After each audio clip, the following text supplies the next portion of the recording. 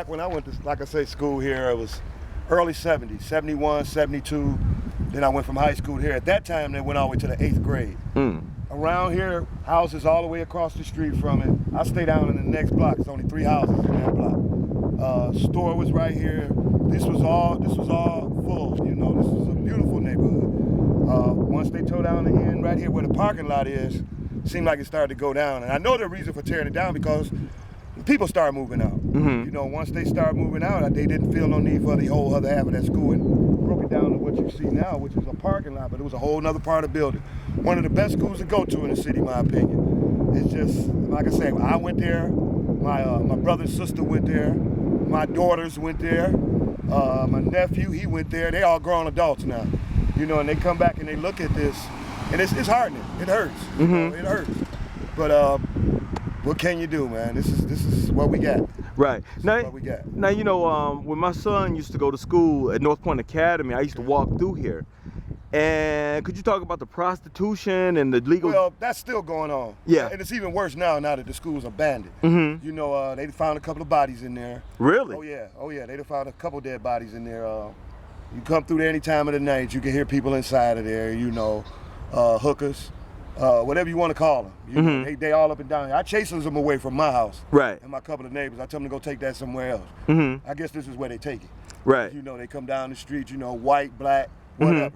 Yeah, that was my next question. Suburbanites, city dwellers? Mostly suburbanites.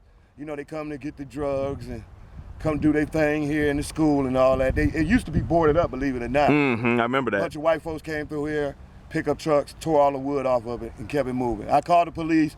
Police told me it's not their problem. You know, that was the response I got. Wow. You know? Now, as of late, I see a lot of police around here. There's nothing around here. Right. You got more police than you got even residents, you know? And true enough, they cleaning up down at the other end. I love it.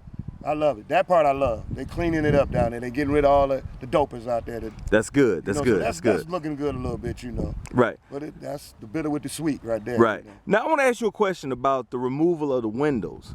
Now, I'm of the opinion that just wasn't no individual scrappers. Would you agree that maybe it was a company or something that came through? I don't think it was a company. Okay. I really don't. I don't think it was a company because the way they did it, they came at night or late in the evening, old raggedy S10. I've only witnessed it one time. Like I said, it was a male and a female. Yes, sir. And they were all on the other side, tearing the wood off. I said, hey, what y'all doing? We got permission to do this. Like, okay, I didn't know nothing about this, so I still went home and called the police anyway. Yes, sir. Yes, sir. They told me it's not their problem. Yes, sir. And that was the end of that. Now, I know on the other end down there, I had caught some, I had to go covert behind some bushes over there in the vacant field over there. And I got the video on YouTube where some scrappers took one of the sewer grates out of the street, right on the next block over, where all the trash is at. Right. And I said, wow, I pray and hope that they get caught because that's somebody fall in there or be riding their bike like we riding our bikes. I don't know if you can notice or not, that might be a tire sticking down in one right there. That's what they do when they take them, they stick a tire down there, I guess so people can see them. Wow. You know, right there at the corner, there's one down there stuck in the ground. That's a manhole cover off of there. Yes, sir. And that's the tire stuck in there so you can know where it's at, you know. Yes, sir. So at least the thieves are that considerate, at least put a tire in there. Nowadays. Yeah, but you know, that sign there, I like, wow, that's a joke. They had to just put that up, man. That's a joke.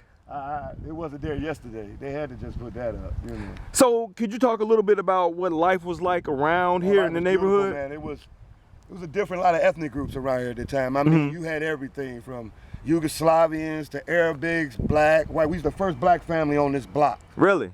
We moved over here in 1970. We were the first black family on this block. I mean, you talking any races you want to see was over here. They all gone. Once they started moving, I guess they said we moving in, so we gotta get out of here, you know. But yeah, we were the first black family on this block when we moved over in '71.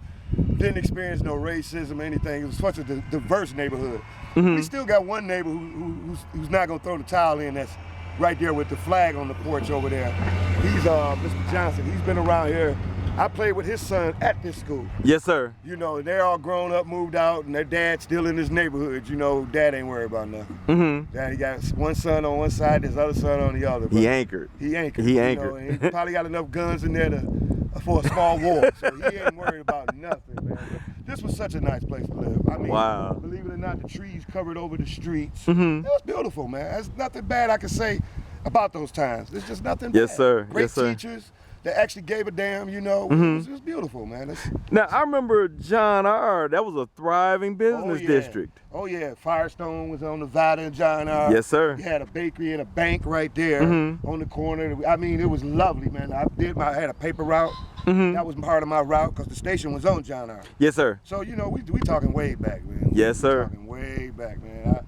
If I could do it all over, man, I wouldn't change a thing about that. I would try to do something about this now, but there's nothing. Yes, sir. That needs to be torn down. Can be done except tear it down, you know? Yeah. There's nothing can be done. It's a sad eyesore, man, but like I said, it's more of a death trap Right. than anything else because there's a lot of stuff that goes on in there. Now, the bodies that they found were those hookers, drug addicts? One girl, I don't know what she could have been, but it was all one OD, and the other one, I don't know what was the story on her. But This was like in the what season was it?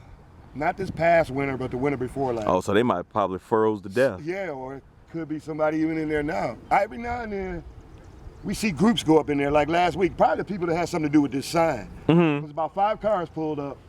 A bunch of white folks went in there. And I don't know what they were doing, you know, but I've thrown the towel in on trying to babysit this thing. I can't do it anymore. You know, I just can't do it anymore. Yeah, you know, the other thing I look at too is like the illegal dumping. Oh, yeah. And I see so much of it. Yeah, and you said you were on the other side? Yeah. Oh, man, come through here on one of these evenings and watch them go to work, man. You know, like I said, you know, I know the cops got a lot on their hands, you know. Right, right. I don't know. It just seemed like they weren't doing anything. Yes, sir. Yes, sir. That's the original building. Yes, sir. All that brick is there were guys, they couldn't get done in the middle or whatever, so they went up top and knocked off the bricks. But what you see under there is the original architect. See that craftsmanship on that cement? Yes, sir. All that. This was a beautiful building, man. Like I said, that part wasn't even an entrance. That was a connection. It came all the way to this other side of the building. We had a gym over here. The building had 3 gyms. Wow. It had 3 gyms. Went up to the 8th grade. This was a good thing. When they redid the building, it was still a nice school. My mom worked here in the cafeteria. Yeah. With my nephew and my daughters when they went here. The name of the school is Greenfield. Greenfield Park. You got The Greenfield Park, and then you got a Greenfield Union. On 7 Mile. The John R. Yeah. Yeah. You got a Greenfield Union. A couple of teachers went from over here to over there. Okay. One lady I think you would be probably interested in talking to would be Miss West. Okay. She's a teacher over at Greenfield Union. She came from here. She could probably give you an insight on pretty much what the teachers are doing. Right. Or had did at that time and all that. She's good people. Yeah. She's a preacher too at the church next to the school. Oh, okay. So, you know, I'm pretty sure she'll talk to you. Now, you know, one of the interesting things when I used to come through here on some Sundays, I used to hear the little vandals in there. And I remember one time I heard a gunshot. Yeah. And this was when they had it like still boarded up and everything. Don't surprise me. And then I heard like a lot of breaking of the marble Yeah. and the whole 9 yards. Let me move out the way here.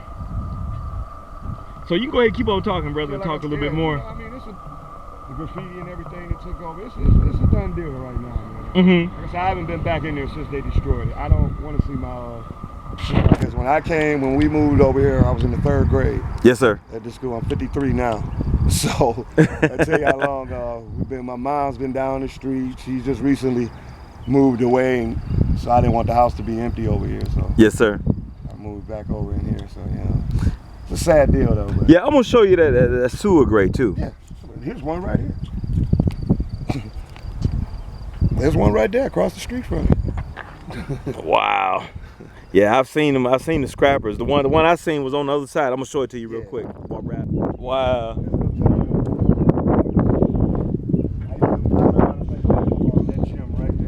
Yes, sir. That's sad. Wow. We used to have challenges. This tree at the end right here. This is how small we were. We would have to run, jump off the tree, and grab the branch just to get up the tree. Wow. I could go stand up under that tree and just grab the branch. So that tells you how small we were, you know. Yes, sir. I really hate to see it go down like that. She's done. Yeah, I think this is in divine order for me to stop on through here and then spot you, brother. That's the branch we used to run, hit the tree, and then grab the branch. Oh yeah? That's how little we were. Wow. Now I can go up to it and just grab it. look at this. Yeah, this was the, you know, I remember the video which you can spot, you know, like I said, what you can catch on YouTube. I was over there, behind them bushes over there.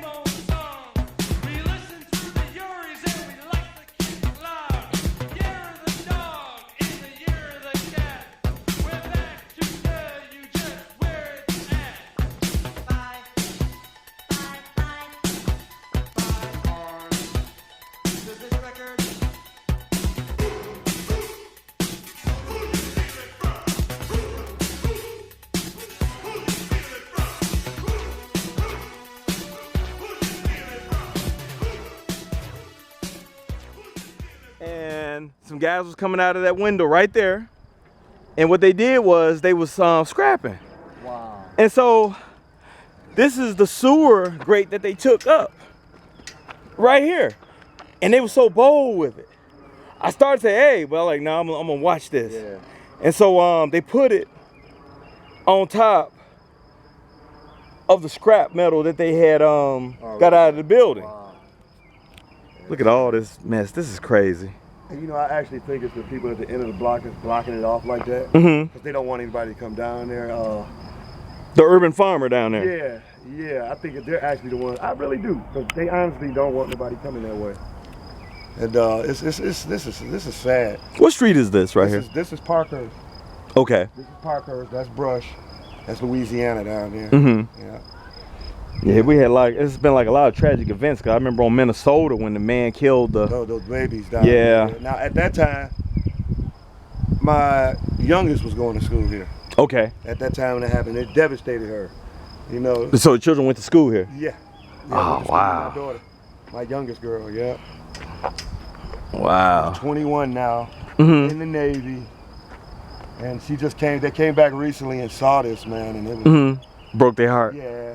I can't say I don't blame them. Yeah. You know. Yeah. Every now and then you'll see somebody come cut the grass, Mm-hmm. some contractors, but. You know who I blame on this, for all this madness and mess? The emergency managers, the state of Michigan. Yeah. Because as I stated before, I mean, they knew that this shit was gonna happen. No doubt. And the less houses, there's no really need for it to be here. I mean, you know, there's no more houses. I mean, when there was houses right across the street from here. Right. There were no fields. Mm-hmm. This was the only field. Everything else was a house. Right, I remember all that. I watched that house get built.